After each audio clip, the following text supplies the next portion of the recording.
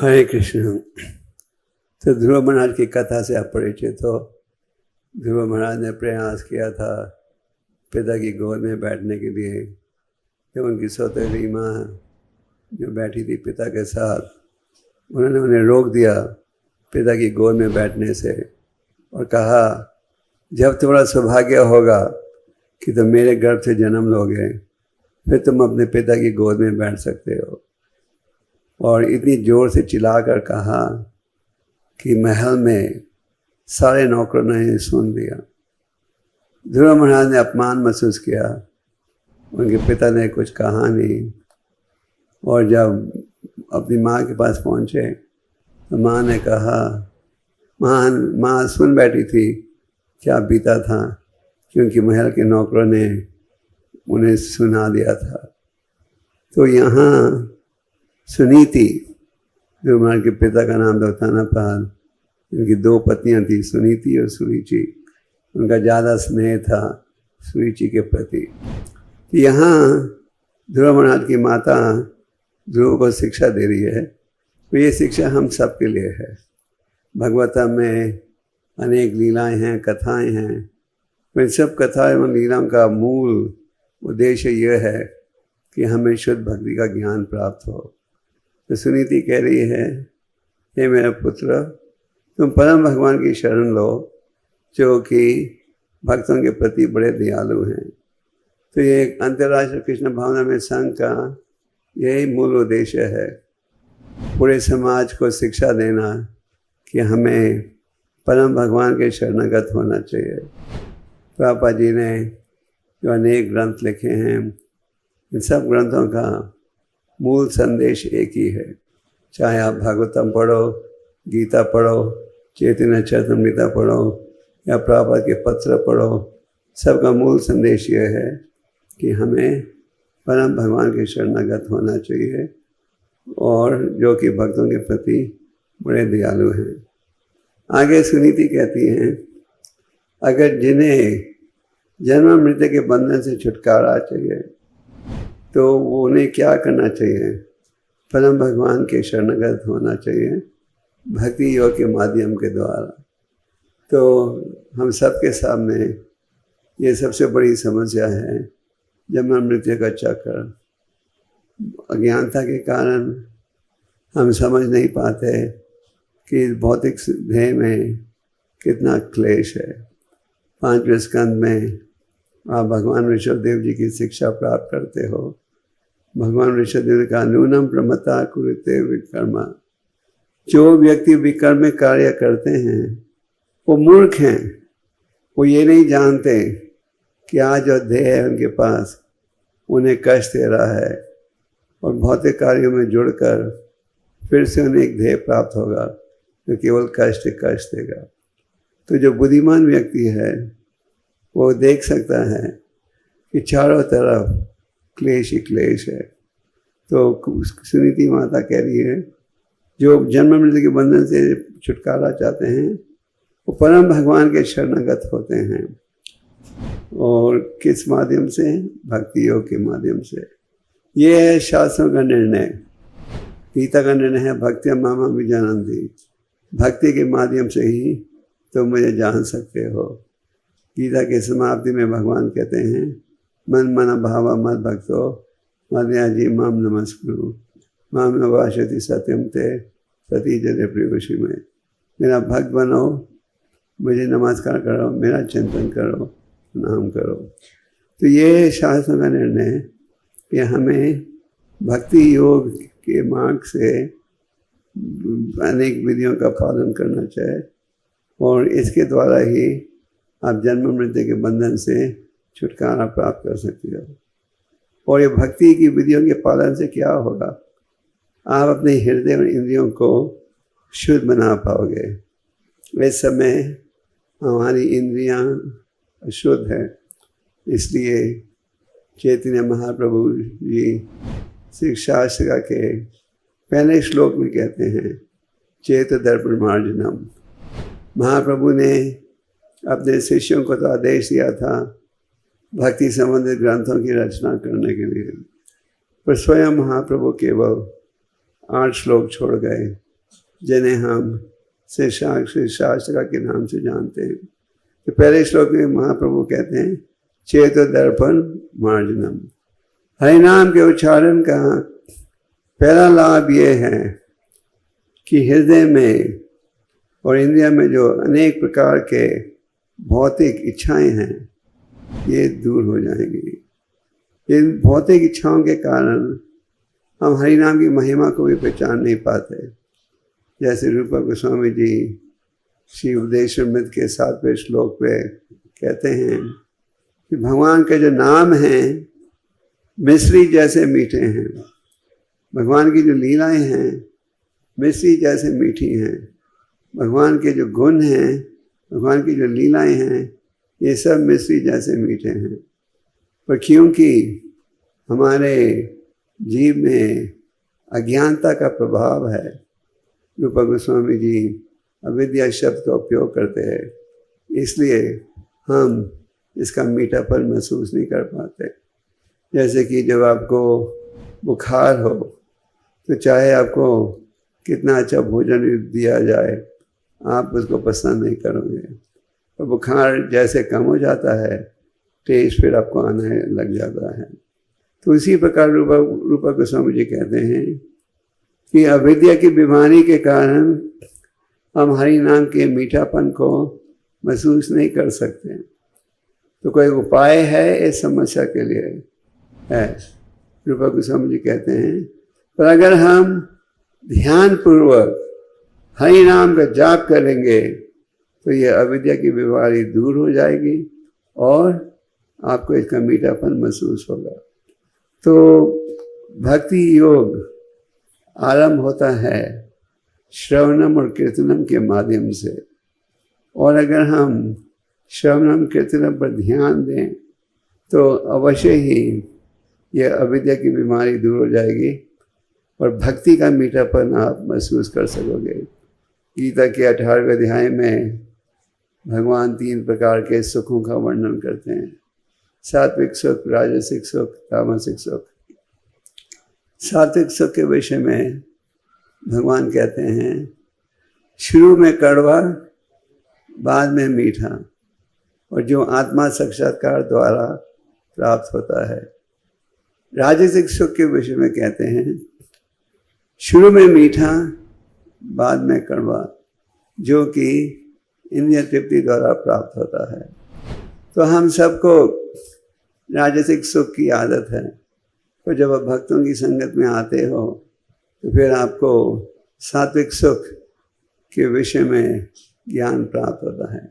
तो जब आपको ये नियम दिए जाते हैं 4 नियम का पालन, 16 माला का जाप, ग्रंथों का अध्ययन, साधु संग इत्यादि, तो शुरू में हमें ये थोड़ा कड़वा दिखता है क्योंकि हमें आदत है गलत कामों में जुड़ने की। पर अगर हम दृढ़ होकर इन विधियों का पालन करें तो यही दुख बाद में सुख बन जाता है। आज अंतर्राष्ट्रीय श्री भावनामृत संघ के केंद्र हैं विश्व के हर कोने में, लगभग 600 केंद्र हैं सारे विश्व में। शायद ही विश्व का कोई स्थान है जहाँ की प्रभुपाद का आंदोलन नहीं फैला। तो सारे विश्व में उन देशों में भी जहाँ की किसी ने कभी कृष्ण का नाम भी नहीं सुना था, आज हजारों भक्त हैं। और ये भक्त कैसे बदले हैं? ये हरे नाम के द्वारा। प्रभुपाद जी जब अमेरिका गए साथ में ले गए थे 40 रुपये, जो उन दिनों में $8 के बराबर था। और उसके साथ अलावा अपने भागवतम सेट ले गए थे जो उन्होंने दिल्ली में प्रकाशित की थी, और एक ढोलकी और हरे नाम हरे कृष्ण महामंत्र। और प्रभुपाद जी ने प्रचार शुरू किया टॉम्किंस स्क्वायर पार्क में यह हरे कृष्ण महामंत्र के द्वारा। अगर आप टॉम्किंस स्क्वायर पार्क जाओ न्यूयॉर्क में, मैं पिछले साल उधर गया था, वहाँ एक बहुत बड़ा फ्लैग लगा हुआ है, किसी ने भक्त ने सरकार के साथ काम करके लगवाया।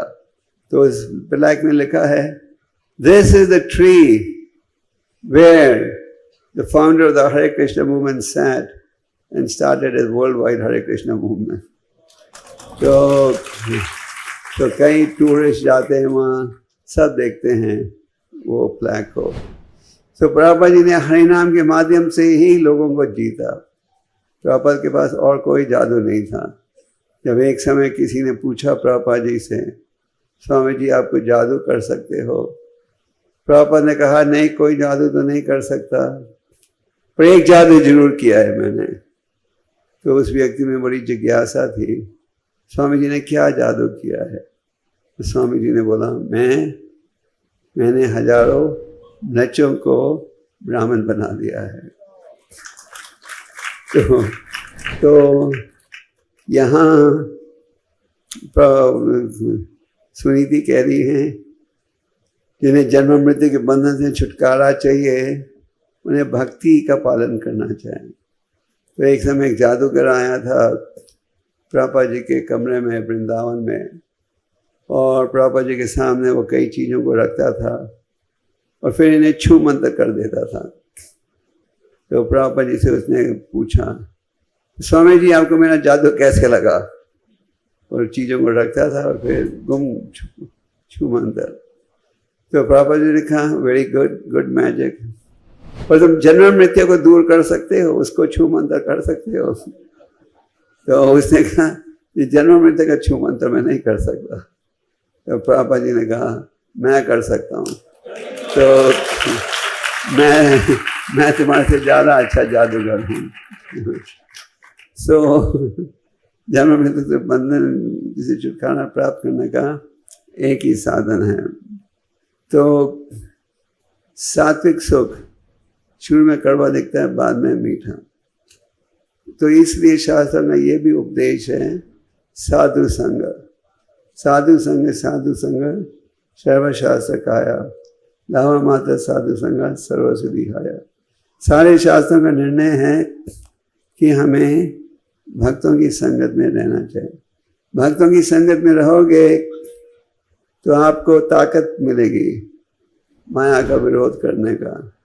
और अगर आप एकांत में रहकर भक्ति करना चाहते हो तो आज के कलयुग में बड़ा कठिन रहेगा। तो इसलिए संतों का ये निर्णय है साधु संग। चैतन्य महाप्रभु ने सनातन गोस्वामी को 64 महत्वपूर्ण विधियों का वर्णन किया। तो फिर उन्होंने कहा इन 64 विधियों में ये 5 विधियां सबसे महत्वपूर्ण हैं। और क्या थी ये 5? सबसे पहला था साधु संग, दूसरा था नाम कीर्तन, तीसरा था श्रीमद् भगवत का अध्ययन, चौथा था धामवासी, पांचवा था श्रद्धा और आदर के साथ भगवान के आर्चा विग्रह की पूजा करना। तो साधु संग सबके लिए बड़ा महत्वपूर्ण है। हमें भक्तों की संगत में रहना चाहिए। और इसी अध्याय में आगे नारद मुनि कहते हैं कि व्यक्ति 3 प्रकार की संगत प्राप्त कर सकता है। एक उनकी संगत जो आपसे ज़्यादा एडवांस्ड है, दूसरा जो आपके बराबर का ज्ञान रखते हैं, तीसरा जो आपसे कम ज्ञान रखते हैं। अगर उनकी संगत मिले जो आपसे ज़्यादा एडवांस्ड हैं तो हमें प्रसन्न हो जाना चाहिए। जैसे कि कहा गया है लावा मात्र साधु संग। लावा मात्र है 1 सेकंड का 12वां हिस्सा। अगर एक पल के लिए भी शुद्ध भक्त की संगत मिले आपका जीवन बदल सकता है। तो जब हमें हमारे से एडवांस भक्त की संगत मिले तो हमें उससे प्रसन्न होना चाहिए। बराबर की संगत मिले तो उनके साथ मित्रता का भाव रखना चाहिए। और अपने से कम ज्ञान के व्यक्ति की संगत में रहें तो दया की भावना प्रकट करनी चाहिए। तो साधु संगत में रहोगे तो फिर सुन पाओगे हरि नाम की महिमा। इसलिए चैतन्य महाप्रभु ने पहले साधु संग कहा, फिर नामा कीर्तन। और इस कलयुग में दोष ही दोष है, पर एक गुण है इस कलयुग में, वो है भगवान के नामों का उच्चारण। और कली काले नामा रूपा कृष्ण अवतार, भगवान इस कलयुग में प्रकट होते हैं अपने हरि नाम के माध्यम से। तो ये हरि नाम का उच्चारण हम सब भक्तों के लिए सबसे महत्वपूर्ण है, चाहे आप ब्रह्मचारी हो या गृहस्थ या वानप्रस्थ या सन्यासी।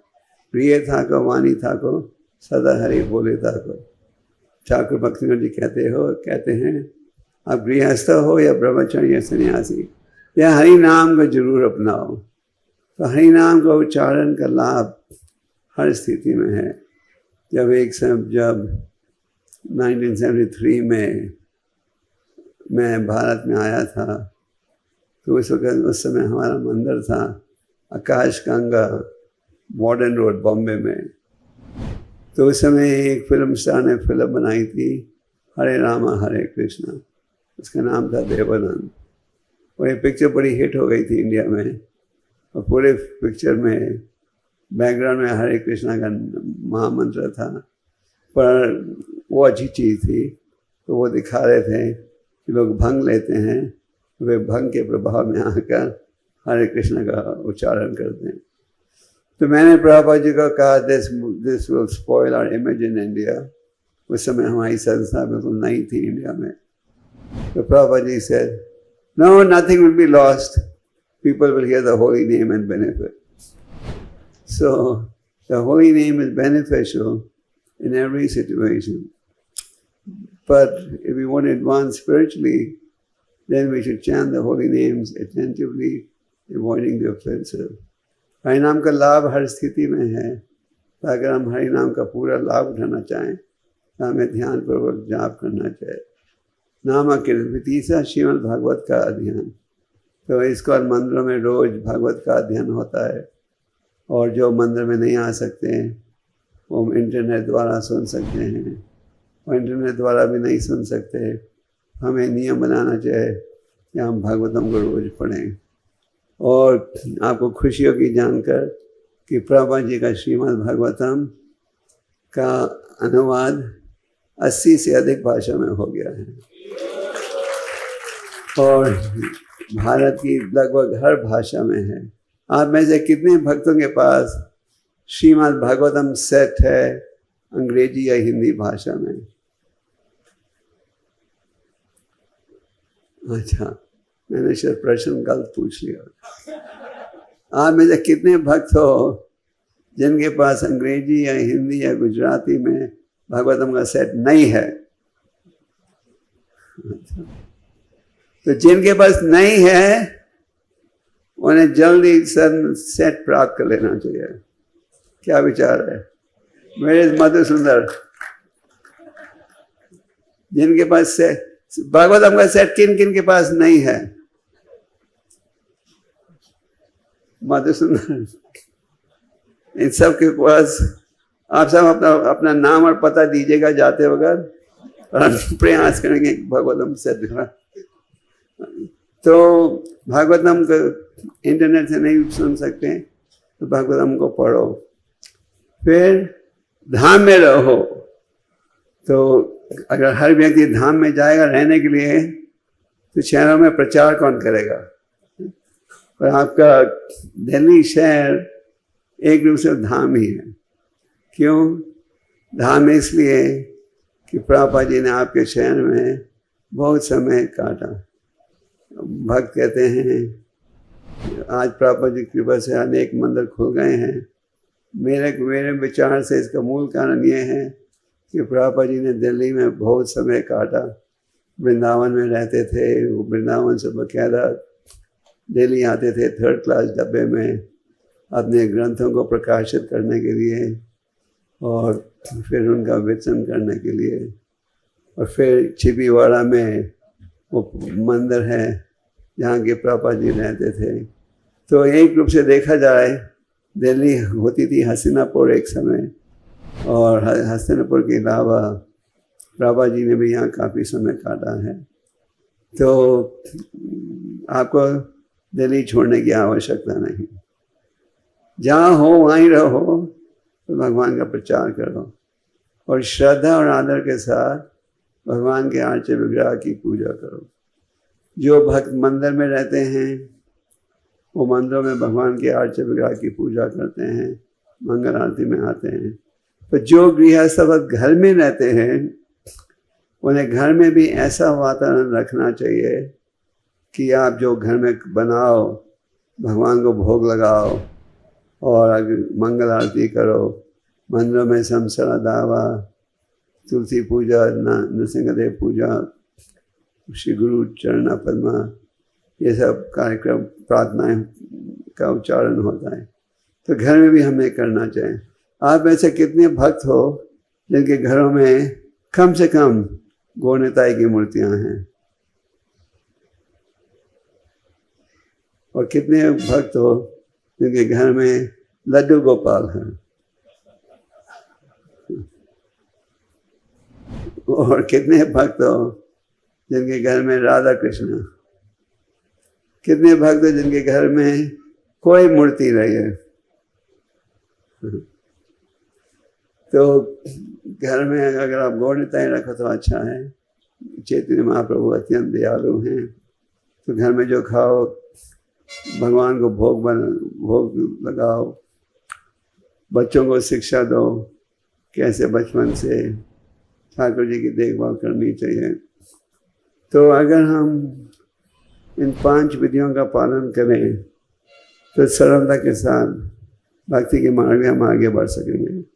तो सुनीति माता कह रही हैं कि भक्ति योग की विधियों के पालन से परम भगवान आपके हृदय में स्थापित हो जाएंगे, और एक पल के लिए भी भक्ति को मत रोको।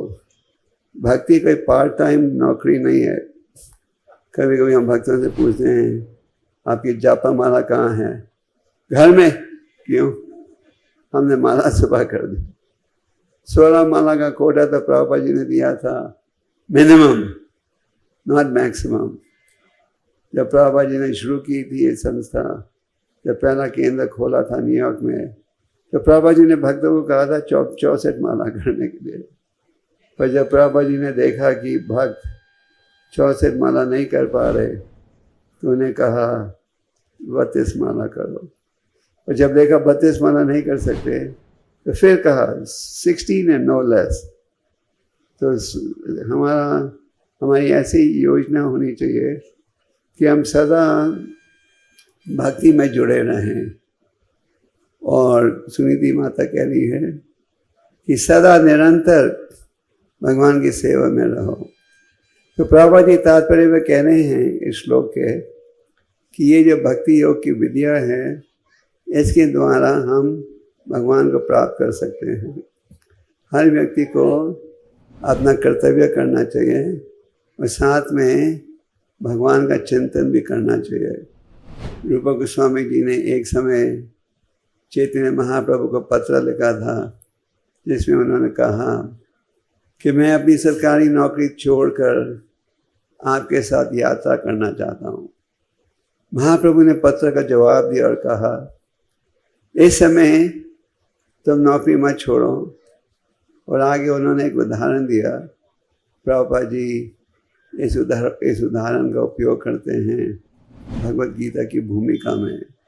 चैतन्य महाप्रभु ने कहा जिस प्रकार एक विवाहित स्त्री का अगर कोई प्रेमी हो तो वो प्रेमी का सोचते रहेगी, पर वो ध्यान से घर में सेवा करेगी, पर अपने मन में प्रेमी के विषय में सोचते रहेगी।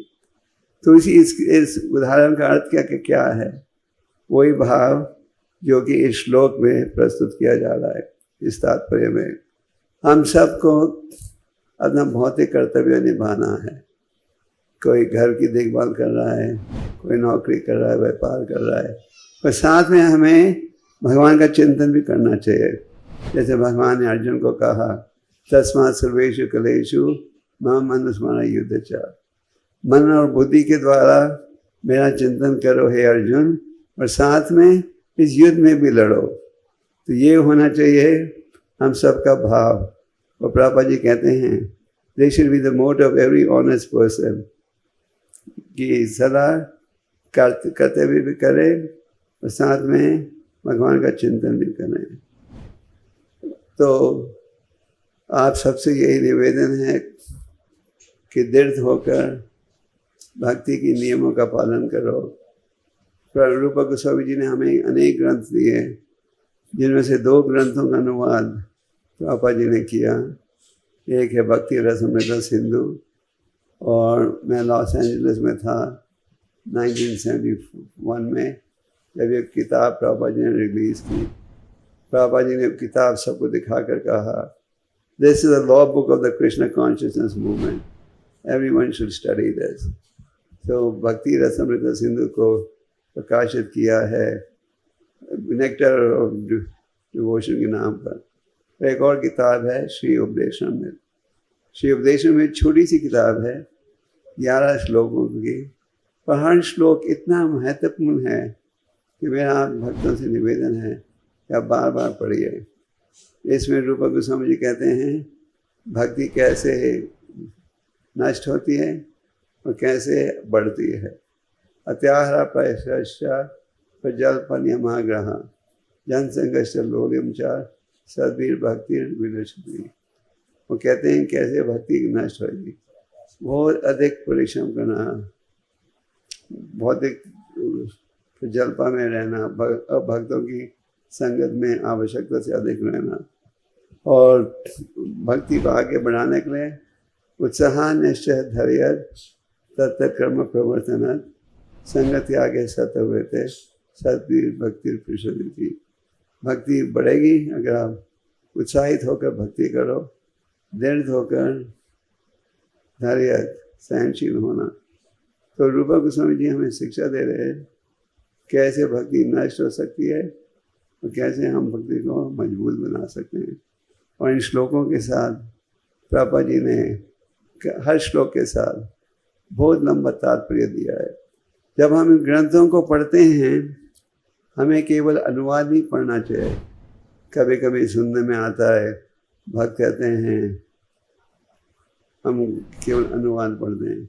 अनुवाद के साथ तात्पर्य, क्योंकि जब प्रभुपाद जी खास करके भागवतम के तात्पर्य को लिखते थे, तो अपने सामने जो प्रसिद्ध आचार्यों के तात्पर्य थे, उनके महत्वपूर्ण विचारों को लेकर प्रस्तुत करते थे और साथ में जोड़ा जो प्रभुपाद ने सोचा आवश्यक। और इस प्रकार प्रभुपाद जी ने हमें तात्पर्य दिए। तो ये तात्पर्य जो हैं बड़े महत्वपूर्ण हैं। और आप तात्पर्य के साथ पढ़ोगे तो आपको ज़्यादा ठीक रूप से समझ आएगा। और इन ग्रंथों को बार बार पढ़ना चाहिए। बार बार पढ़ोगे तो ही आप ठीक रूप से समझ पाओगे। तो आप सबसे ये निवेदन है, भक्तों की संगत में रहो। आज जो दिल्ली में रहते हैं, दिल्ली में तो अनेक केंद्र हैं प्रभुपाद जी की कृपा से, उनका लाभ उठाओ। इसके अलावा जिन शहरों में मंदिर नहीं भी हैं, वहाँ भक्ति वृक्ष और नामाहत के कार्यक्रम चलते हैं, तो वहाँ भी आप जाइएगा। और साथ में ये भी देखो भगवान का प्रचार कैसे कर सकते हो। चैतन्य महाप्रभु जी ने भगवान नित्यानंदा और अद्वैत और हरिदास ठाकुर को क्या कहा, घर घर जाओ और क्या संदेश दो, बोलो कृष्णा बाजो कृष्णा करो कृष्ण, बोलो कृष्ण बाजो कृष्ण करो कृष्ण शिक्षा। कृष्ण का नाम लो, हाँ, कृष्ण का भजन कर, कृष्ण की उपासना करो और कृष्ण की शिक्षा का प्रचार करो। अब मैंने देखा है कई विश्व के कई स्थानों में हमारे जो गृहस्थ भक्त हैं वो भी बहुत प्रचार करते हैं। खास करके अमेरिका में मैंने ये चीज़ देखी है, जब हमारे गृहस्थ भक्त हैं अमेरिका कनाडा वगैरह में अक्सर लोग 5 से हफ्ते में काम करते हैं, मंडे से फ्राइडे। तो मंडे टू फ्राइडे वो काम करते हैं और सैटरडे संडे बुक डिस्ट्रीब्यूशन में जाते हैं। इसलिए अमेरिका में अभी बुक डिस्ट्रीब्यूशन काफ़ी बढ़ गया है, क्योंकि हर मंदिर के जो गृहस्थ भक्त हैं शनिचर और इतवार को प्रचार में जाते हैं। वैसे तो दिल्ली में भी आप भक्तों ने बहुत सहयोग दिया है। हर मैराथन में अगर दिल्ली मंदिर 9 सालों से नंबर 1 पर आया है उसका एक कारण यह है कि हमारे मंदिर के ब्रह्मचारी तो बहुत मेहनत कर रहे हैं, और साथ में जो हमारे गृहस्थ भक्त हैं वो भी बहुत मेहनत कर रहे हैं, और इसलिए हम इतने ग्रंथ बांट पाते हैं। तो प्रभुपाद जी उदाहरण देते थे अंधे व्यक्ति का और लंगड़े व्यक्ति का। अंधे ने कहा मैं देख नहीं सकता, लंगड़े ने कहा मैं चल नहीं सकता। तो फिर अंधे ने कहा मेरे पास है उपाय, क्या? मेरे पैर और तुम्हारी आंखें, तो दोनों मिलकर चले और आगे पहुंच गए। तो भगवान के प्रचार करने के लिए सब ने इकट्ठा मिलकर कार्य करना है। कई हैं जिन्होंने जीवन समर्पण किया है फुल टाइम सेवा के लिए, पर कई हैं जो नहीं कर पा रहे हैं, तो जिनकी इच्छा है कि भगवान की सेवा में जुड़ें। तो हम सबको मिलकर भगवान के प्रचार को आगे बढ़ाने का प्रयास करना चाहिए। प्रभुपाद जी की हार्दिक इच्छा थी कि लोग इन ग्रंथों को पढ़ें। उनके पीछे मूल कारण ये था कि इन ग्रंथों में है भगवान की शिक्षा, महान संतों की व्याख्या, और अगर लोग इन ग्रंथों को पढ़ेंगे तो अपने जीवन को सुधार सकेंगे। प्रभुपाद जी कहते थे, As long as book distribution goes on, I will never die. जब तक लोग इन ग्रंथों को पढ़ेंगे जब तक मैं हमेशा जीवित रहूँगा। तो जब हम इन ग्रंथों को बांटते हैं तो हम प्रभुपाद जी को मौका देते हैं प्रचार करने के लिए। तो आप सबसे यही निवेदन है, ध्यानपूर्वक जाप कीजिए, प्रभुपाद के ग्रंथों को बकायदा पढ़ो, संतों की संगत में रहो, वैष्णव अपराध से बचो। चैतन्य महाप्रभु जी ने कहा, ये भक्ति का बीज बगीचा नष्ट हो जाता है अगर आप एक पागल हाथी को अंदर आने दो। तो इसी प्रकार भक्ति के लाभ मिट जाते हैं अगर हम अपराध करें, खास करके वैष्णव अपराध। इस्कॉन के हर मंदिर में 10 नाम अपराधों का उच्चारण करते हैं। तो ये 10 नाम अपराध केवल नए भक्तों के लिए नहीं है, नए भक्तों के लिए है, पुराने भक्तों के लिए है, सबके लिए है। हम सबको इन अपराधों से बचना चाहिए, और जितनी ध्यान से आप जाप करोगे उतनी तेज़ी के साथ मैल निकलेगी, और उतनी तेज़ी के साथ आप भक्ति के आनंद को महसूस कर सकोगे। चैतन्य महाप्रभु ने कहा, आनंद बुद्धि वर्धनम। हरि नाम का पहला लाभ तो यह है हृदय की मैल दूर होती है। साथ में एक और लाभ यह है कि असली आनंद आप अनुभव करते हो।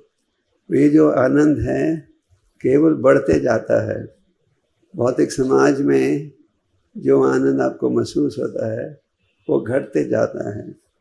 ये भक्ति का आनंद केवल बढ़ते जाता है, और हम सब इसे अनुभव कर सकते हैं अगर हम भक्ति के विधियों का पालन करें।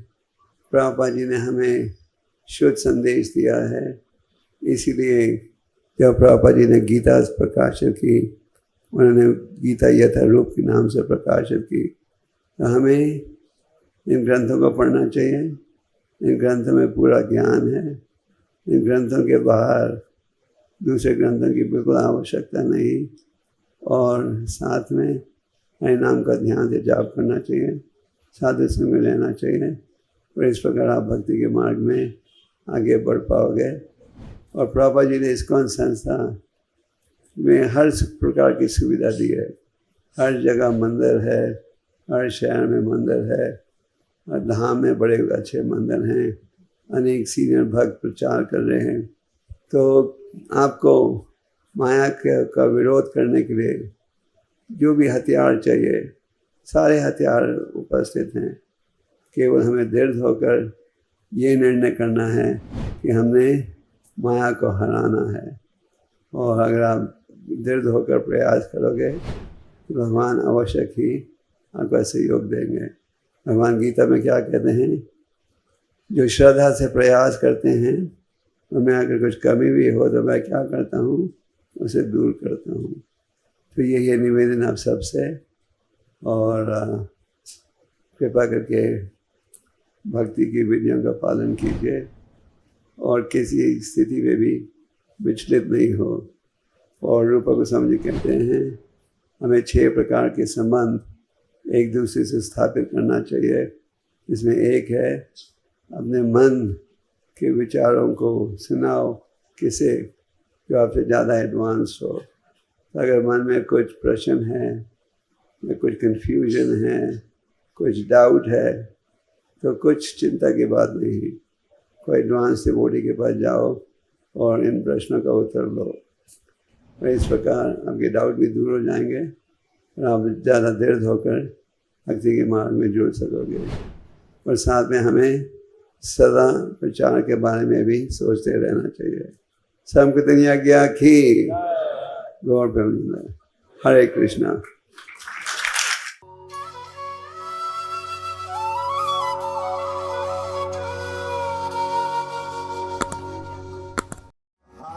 Krishna Hare Krishna Krishna Krishna Hare Hare Hare Rama Hare Rama Rama Rama Hare Hare